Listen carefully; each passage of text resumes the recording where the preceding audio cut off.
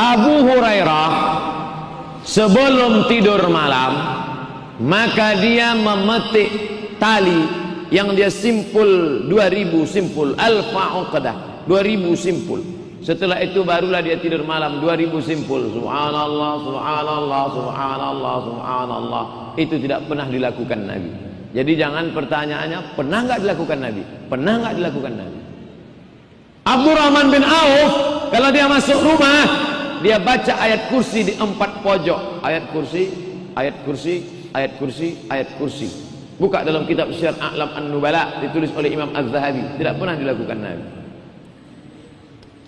7 hari, 40 hari, buat kenduri, bagi makanan, kirim doa. Tidak dilakukan Nabi.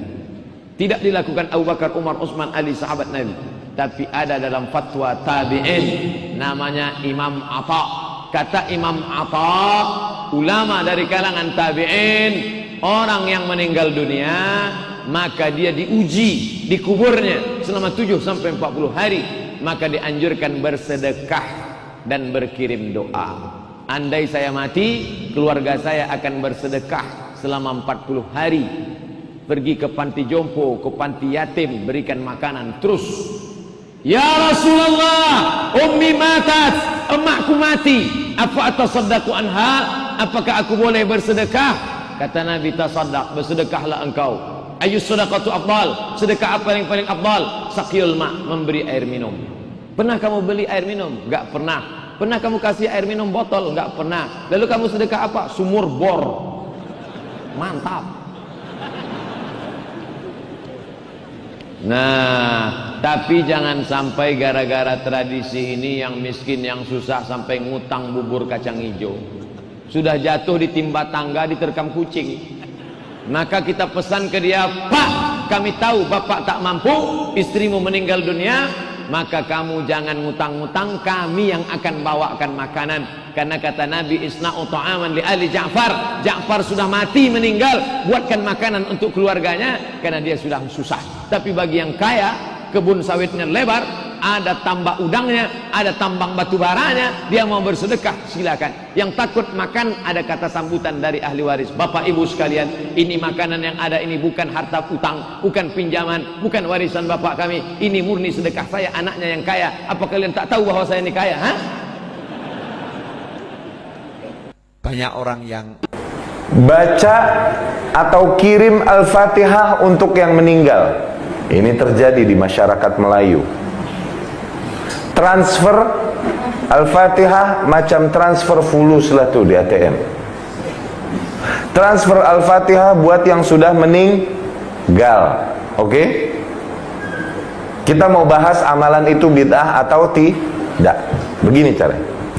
Yang pertama, apakah Rasul mampu baca Al-Fatihah? Tuh, pertanyaan pertama, apakah Rasul mampu melakukannya? Apakah Rasul mampu baca Al-Fatihah? Mampu nggak?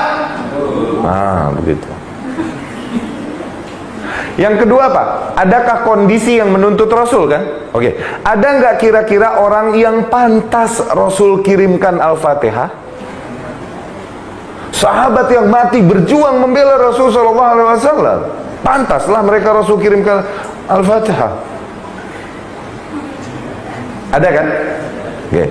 Setelah itu semua, ada nggak riwayat yang mengatakan bahwa Rasul mengirimkan Al-Fatihah kepada mereka? Apakah Rasul melakukan itu semua? Tidak ada. Maka amalan tersebut bid'ah. Faham?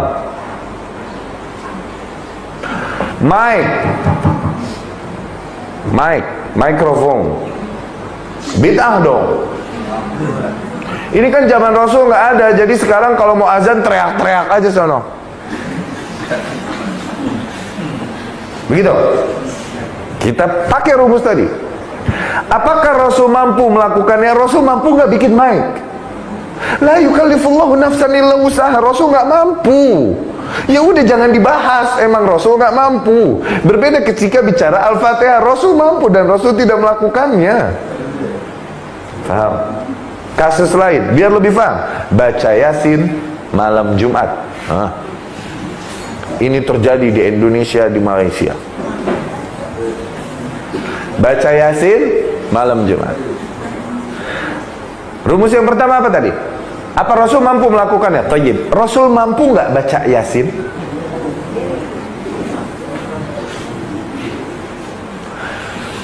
Ada nggak kondisi yang dia lewati, ya kan?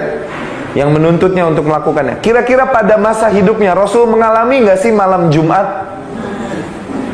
Oke.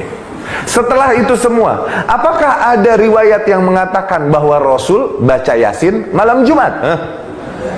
Maka bid'ah. Pintar, faham?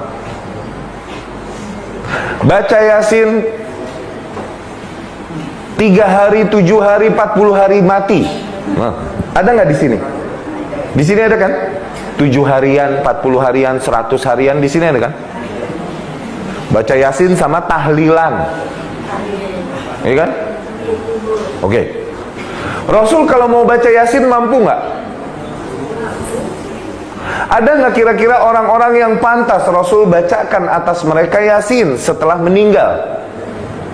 Ada sahabat yang dimuliakan dan lain-lain yang mati berkorban untuk Islam. Kalau mau Rasul memuliakan, ada.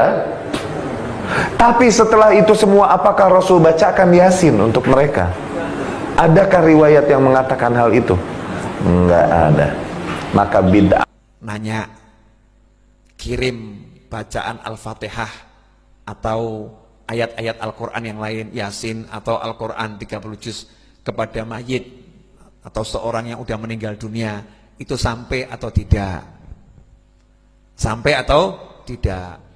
Ada yang dengan keras mengatakan tidak sampai, bid'ah, neraka. Ada yang mengatakan seperti itu. Lantas bagaimana komentar Pak Novel ya terhadap pernyataan tersebut? Sebetulnya sampai atau tidak? Wahai umat Islam di negara yang sangat aku cintai ini, tanah airku Indonesia, dan dimanapun Anda berada, bertanyalah pada ulama. Umat Islam di negara ini mengamalkan yang namanya tahlilan, mengamalkan yang namanya kirim surat Al-Fatihah, kirim surat Yasin, ya, kirim Al-Quran kepada yang meninggal dunia, turun-temurun dari dahulu kala sampai hari ini, dan insya Allah ila yaumil qiyamah. Dan itu bukan diajarkan oleh orang bodoh kepada orang bodoh, tetapi diajarkan oleh para ulama kepada para ulama dari satu generasi ke generasi berikutnya. Dalilnya apa? Saya mau ambil satu dalil saja.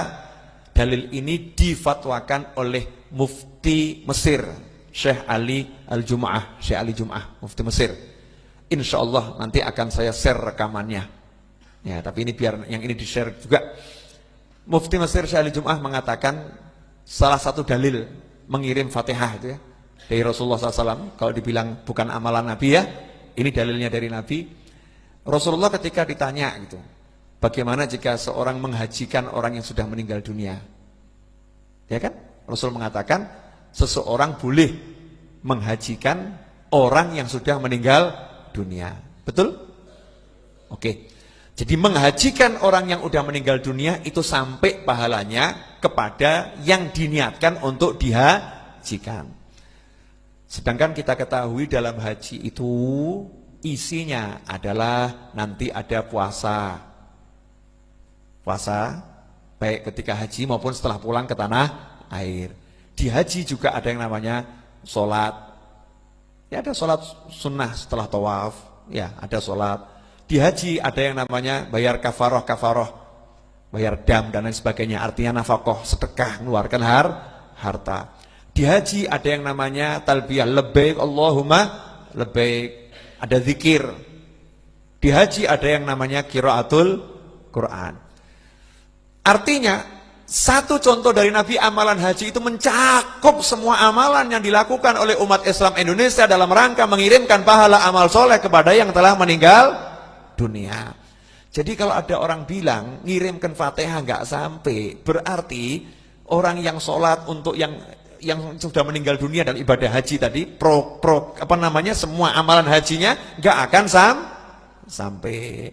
Makanya nggak usah bingung dalil lagi. Satu dalil ini buat orang yang punya hati sudah cukup. Buat yang ngeyel, wallahu a'lam. Ya. Jadi kalau Anda nggak sepakat nggak apa-apa. Tapi kalau tanya dalilnya, ini loh salah satu dalilnya. Dan ini difatwakan oleh seorang mufti Mesir, Syekh Al-Jum'ah, ulama yang luar biasa, bukan sembarang ulama. Makanya kita belajar dari banyak ulama, jangan cuma 1-2 ulama itu tok yang dipegang, ulama-ulama besar yang lain kemudian ditinggalkan. Semoga ini barokah.